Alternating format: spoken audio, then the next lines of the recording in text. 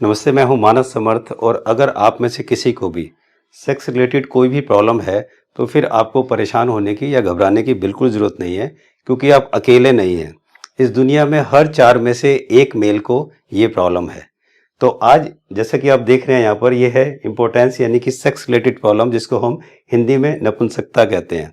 और यही रीज़न है कि आजकल जगह जगह अगर आप देखे हुए तो मशरूम की तरह ये आईवीएफ सेंटर्स खुल रहे हैं। और ये खुलते हुए नए नए बड़े बड़े आईवीएफ सेंटर ये बताते हैं कि कितनी तेजी से ये सेक्स रिलेटेड प्रॉब्लम यानी कि नपुंसकता इम्पोर्टेंस हमारी इंडिया में, हमारे देश में बढ़ रही है। आयुर्वेद के हिसाब से जो इम्पोर्टेंस होती है, नपुंसकता होती है, ये 6 प्रकार की होती है। लेकिन आज हम इस वीडियो में जो मेन 3 तरह की प्रॉब्लम है सेक्स रिलेटेड, उसकी बात करेंगे। तो पहली जो प्रॉब्लम है वो है इरेक्टाइल डिस्फंक्शन, जिसको कि तनाव की कमी यानी कि पेनिस में तनाव की कमी, इसको बोलते हैं इरेक्टाइल डिस्फंक्शन। ये पहली प्रॉब्लम है जो मेन प्रॉब्लम है। दूसरी प्रॉब्लम है प्रीमेच्योर इजैकुलेशन यानी कि शीघ्र पतन, ये दूसरी मेन प्रॉब्लम है। और तीसरी प्रॉब्लम है लो स्पर्म काउंट यानी कि शुक्राणु की कमी। तो ये 3 मेजर और मेन प्रॉब्लम है जिस प्रॉब्लम को आज हम इस वीडियो में डिस्कस करेंगे। तो आइए जानते हैं कि जो नपुंसकता है, इंपॉर्टेंस है, इसके कॉजेज क्या है, कारण क्या है और इसका ट्रीटमेंट क्या है। और अभी मैं बताऊंगा कि ये जो आप 2 रिपोर्ट देख रहे हैं, एक ये रिपोर्ट है और इसी पेशेंट की ये रिपोर्ट है।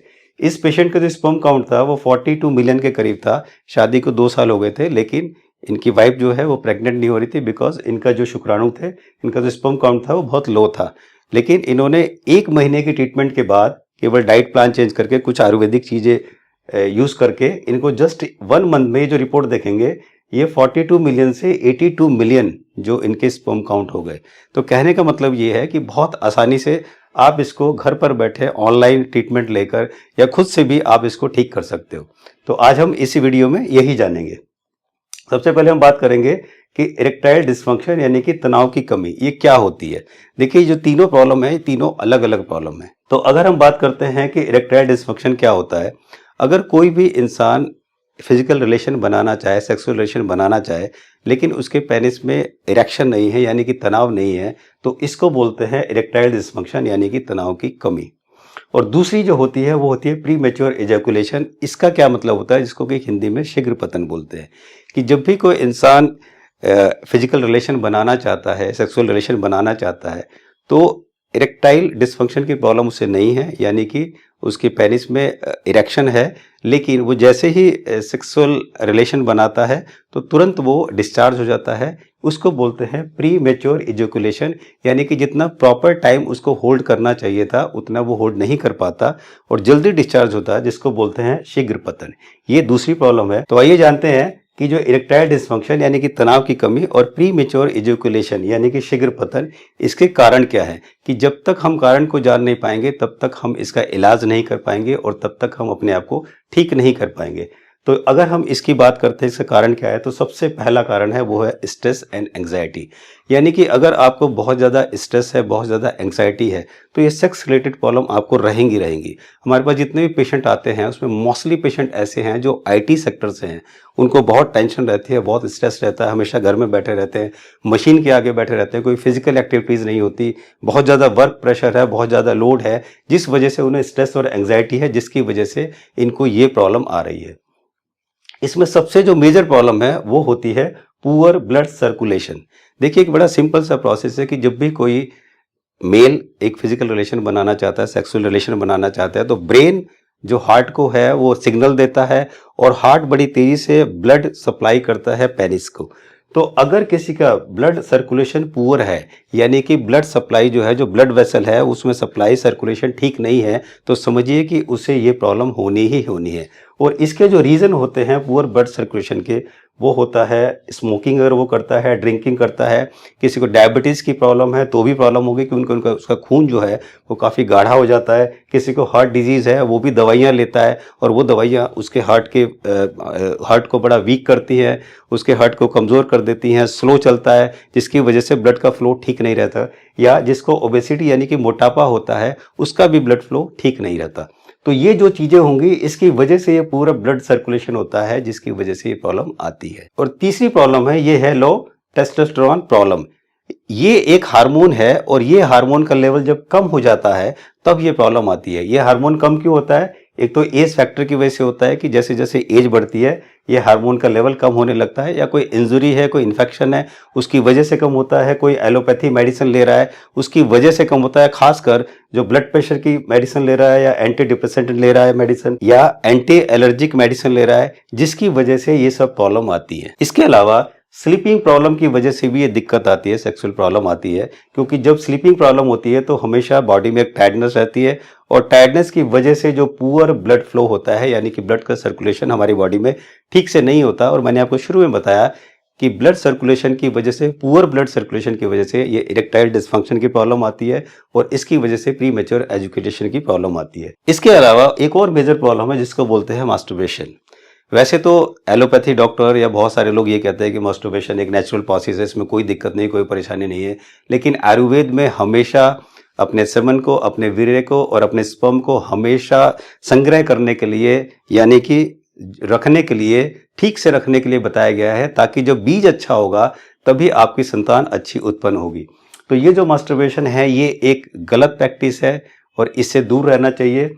हमारी बॉडी में हम जो भी कुछ खाते हैं, अच्छा है बुरा है, जो भी कुछ खाते हैं उस खाने से रस बनता है, रक्त बनता है, मांस, मेद, अस्थि, मज्जा, शुक्र, ये 7 तरह की धातु बनती हैं एज पर आयुर्वेदा। और 8वीं धातु बनती है आयुर्वेदा के हिसाब से, जिसको बोलते हैं ओज। ओज का मतलब होता है इम्यूनिटी। और अगर वही मास्टरबेशन करता है तो आप समझिए कि वो अपनी इम्यूनिटी को वीक करता है, और इसकी वजह से कई सारी उसको प्रॉब्लम्स आती हैं। दूसरी बात, जब कोई मास्टरबेशन करता है तो उस समय क्या करता है, जो पेनिस के ऊपर जो सॉफ्ट ब्लड वेसल्स होते हैं उसको वो डैमेज करता है, उसको वो हार्ड कर देता है, जिसको प्लास्टिसिटी बोलते हैं। और इसकी वजह से पुअर ब्लड सर्कुलेशन शुरू हो जाता है, और इस पुअर ब्लड सर्कुलेशन की वजह से ये प्री मैच्योर एजुकेशन और ये इरेक्टाइल डिस्फंक्शन की प्रॉब्लम आती है। उसके अलावा अगर कोई बहुत ज़्यादा मास्टरबेशन करता है तो उसका जो सिमन है, यानी कि जो वीर्य है, वो पतला हो जाता है, थिन हो जाता है, जिसकी वजह से प्री मैच्योर एजुकेशन होता है, जिसकी वजह से नाइट फॉल होता है। अब ये जो मैंने आपको बताया, जो सिमन होता है, जो वीर्य होता है, वो पतला नहीं होना चाहिए, वो गाढ़ा होना चाहिए, वो थिक होना चाहिए, जिसकी वजह से ये जिसको भी प्रॉब्लम होती है प्री मैच्योर एजुकेशन की, उसमें मेन प्रॉब्लम ये है। ये मैं आपको एग्जाम्पल से समझा जाता हूँ। देखिए, अगर आपका सिमन, आपका वीर्य बहुत पतला होगा पानी की तरह, तो अगर आप पानी की बूंद डालेंगे बड़ी तेजी से नीचे गिरेगी। लेकिन अगर वो आपका सिमन, आपका वीर्य गाढ़ा है शहद की तरह, तो शहद भी अगर आप एक बूंद डालेंगे तो बहुत धीरे धीरे धीरे धीरे नीचे जाएगा। यही प्रोसेस ड्यूरिंग सेक्सुअल रिलेशन ये आता है कि प्री मैच्योर एजुकेशन इसलिए होता है क्योंकि वो जो सिमन है, आपका वीर्य है, वो बहुत पतला हो गया, जिसकी वजह से आता है। तो अगर वो सिमन, वो वीर्य गाढ़ा है, तो फिर प्री मैच्योर एजुकेशन नहीं होगा, और आप प्रॉपर टाइम लेंगे, और प्रॉपर टाइम लेने पर आप बिल्कुल ऑर्गेज्म तक जाएंगे। तो अभी हमने डिस्कशन किया इरेक्टाइल डिस्फंक्शन की, और अभी हमने डिस्कशन किया प्री मैच्योर एजुकेशन पर। अब हम बात करते हैं कि लो स्पर्म काउंट। ये जो तीसरी और आखिरी प्रॉब्लम जो यहाँ पर डिस्कस करनी है हमें, वो है लो स्पर्म काउंट, यानी कि शुक्राणु की कमी। ये जो शुक्राणु की कमी है, इसकी वजह से क्या होता है कि कई बार आप देखेंगे कि इरेक्टाइल डिस्फंक्शन की कोई प्रॉब्लम नहीं है, इरेक्शन ठीक हो रहा है, और उसके बाद प्री मैच्योर एजुकेशन की भी इतनी ज़्यादा प्रॉब्लम नहीं है, लेकिन उसके बावजूद भी जो पार्टनर है वो कंसीव नहीं कर पा रही हैं, वो प्रेग्नेंट नहीं हो पा रही हैं। तो जब वो चेकअप कराते हैं तो पता चलता है कि वहाँ पर शुक्राणु की कमी है, यानी कि स्पर्म काउंट जो है बहुत लो है, जितना होना चाहिए उतना नहीं है। तो इसका जो रीज़न होता है, इसका रीज़न एक तो होता है कि उसके प्रोडक्टिव ट्रैक में कहीं ना कहीं ब्लॉकेज है। प्रोडक्टिव ट्रैक में ब्लॉकेज होने की वजह से वहाँ पर स्पर्म नहीं निकल पाता। दूसरा, लो हार्मोन लेवल की वजह से भी शुक्राणु में कमी होती है।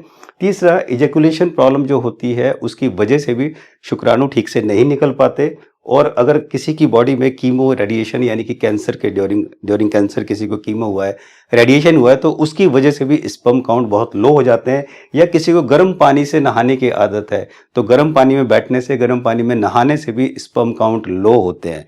तो इसलिए ध्यान रखें कि आप 39 डिग्री से ज़्यादा सेल्सियस पानी से ज़्यादा ना नहाएं, नहीं तो उसकी वजह से भी स्पर्म काउंट लो होते हैं। तो अभी हमने तीनों प्रॉब्लम के बारे में बात करा।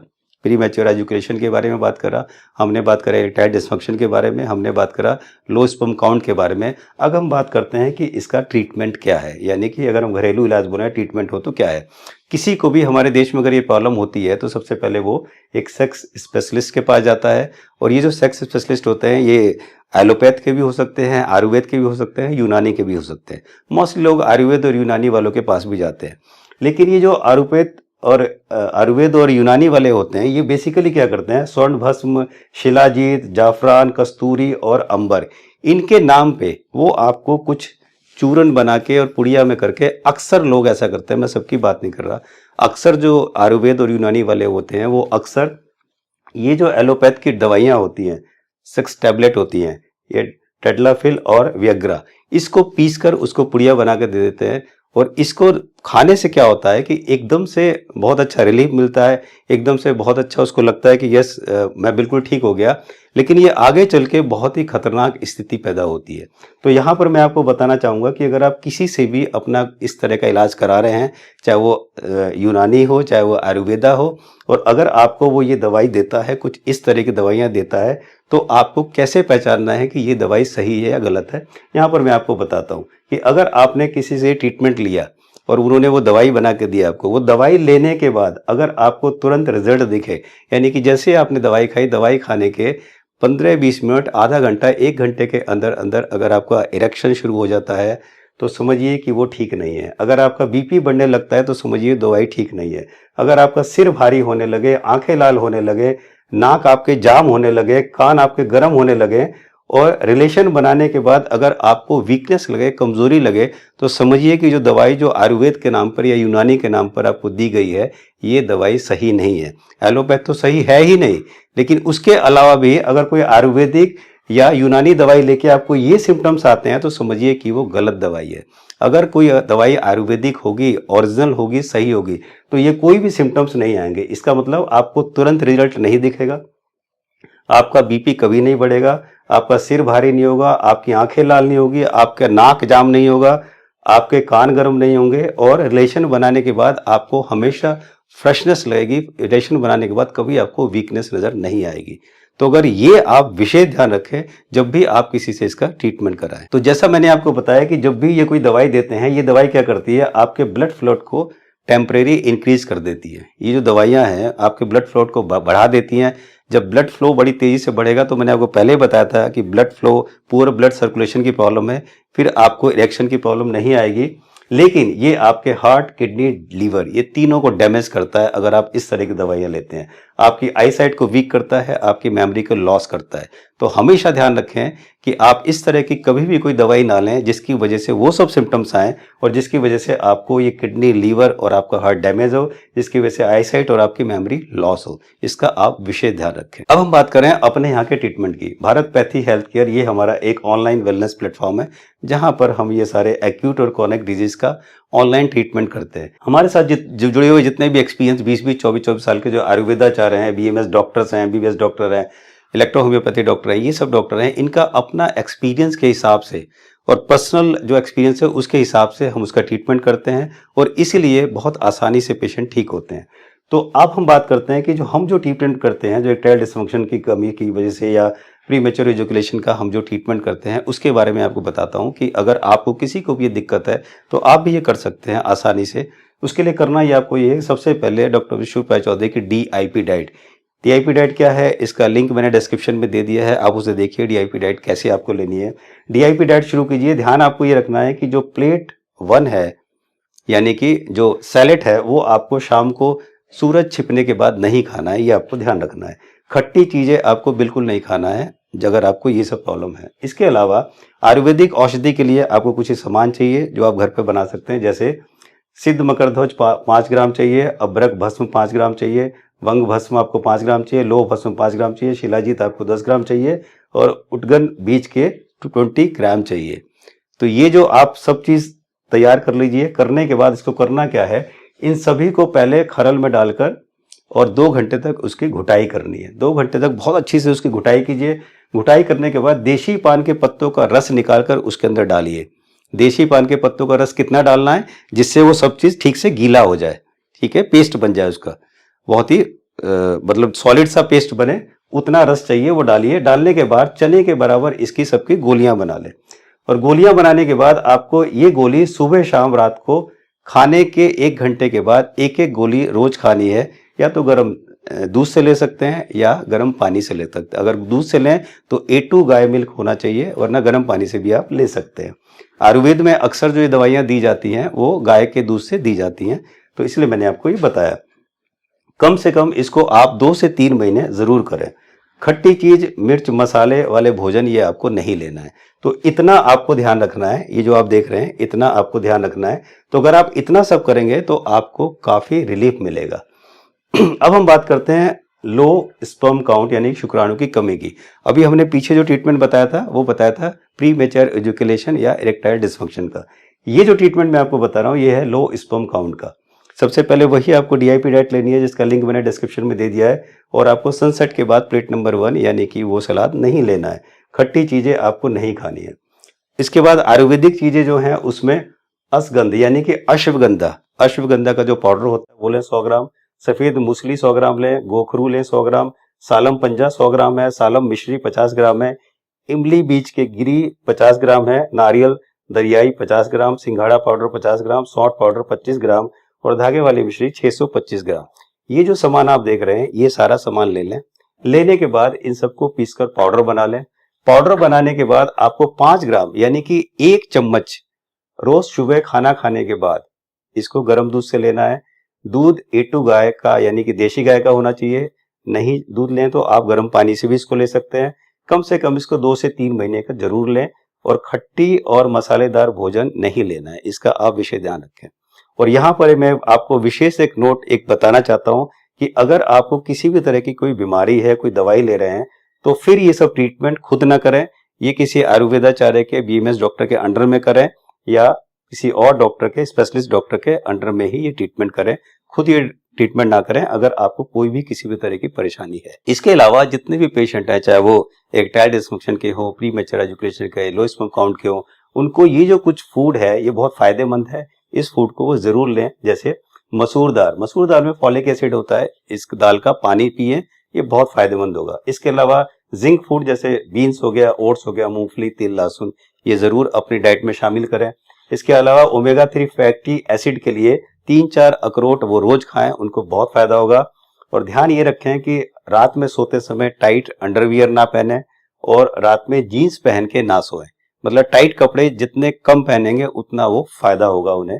और उसके बाद गर्म पानी से ज्यादा ना नहाएं, यानी कि अगर 39 डिग्री से ज्यादा टेम्परेचर का पानी है तो उसमें ज्यादा ना बैठें, उसमें ज्यादा ना नहाएं, इससे उन्हें नुकसान होगा। और 1-2 केले रोज खाएं, ये बहुत ही फायदेमंद होगा। और इसमें आपको 2 से 3 महीने के अंदर बहुत अच्छा रिजल्ट मिलेगा अगर आप ये सब करते हैं। और अगर आपने ये सब ठीक से किया तो कुछ ही महीनों में आप दुनिया के मोस्ट हैप्पीएस्ट कपल बनेंगे, ये मेरा आपसे वादा है। मुझे उम्मीद है एक वीडियो आपको बहुत अच्छी लगी। इस वीडियो को लाइक और शेयर जरूर करें। अब तक चैनल को सब्सक्राइब नहीं किया तो बेल आइकन को प्रेस करके सब्सक्राइब करें ताकि वीडियो आप तक पहुंच सके। अगर आप चाहते हैं कि आप कोई भी ट्रीटमेंट हमारे अंडर में लेना चाहते हैं, हमसे लेना चाहते हैं, तो आप इस नंबर पर व्हाट्सअप करें कंसल्ट, और आपको डिटेल व्हाट्सअप कर दी जाएगी हमारे ऑफिस से। या आप मेरी वेबसाइट manassamar.com/consult पर जाकर फॉर्म भरकर आप हमसे कंसल्ट करके ट्रीटमेंट ले सकते हैं, अपना डाइट प्लान बना सकते हैं और आयुर्वेदिक औषधि के बारे में आप जान सकते हैं। थैंक यू सो मच अपना वैल्यूएबल टाइम देने के लिए, इस वीडियो को देखने के लिए। जल्दी मिलते हैं एक नई प्रॉब्लम उसके सोल्यूशन के साथ। तब तक आप अपना ध्यान रखें, अपने परिवार का ध्यान रखें। मिलते हैं तब तक, नमस्कार।